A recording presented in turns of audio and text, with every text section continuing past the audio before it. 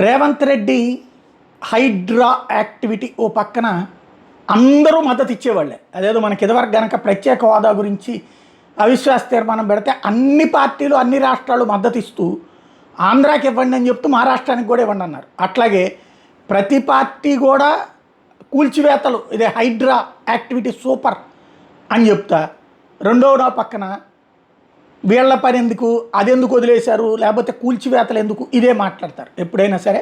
అది సహజంగా జరుగుతుంది. అదంతా ఒక ఎత్తు అయితే ఈ యాక్టివిటీ మధ్యన సంతోషంగా ఉండి హీరోయిజం అనుభవిస్తున్నటువంటి రేవంత్కి ఒక షాకింగ్ న్యూస్ ఏంటంటే కర్ణాటక కాంగ్రెస్ మంత్రి అయినటువంటి సతీష్ జర్కిహోళి సంచలన వ్యాఖ్యలు చేశారు. ఏదైతే నిన్ననే కేటీఆర్ 2 రోజుల నుంచి చెప్పుకొస్తున్నాడు కదా వాల్మీకి స్కామ్, అదే అంశాన్ని ప్రస్తావిస్తూ వాల్మీకి స్కామ్లో తెలంగాణ కాంగ్రెస్ నేతల హస్తం ఉందని బాంబు పేల్చారు. ఆయన వాల్మీకి స్కామ్ విషయంలో కర్ణాటక సీఎం సిద్ధరామయ్యను మార్చాలని అధిష్టానం అనుకుంటే తెలంగాణ ముఖ్యమంత్రి రేవంత్ రెడ్డిని కూడా మార్చాల్సి ఉంటుందన్నారు. ఈ స్కామ్లో ఉన్న తెలంగాణ నేతలకు కూడా నోటీసులు ఇస్తారని తేల్చి చెప్పారు.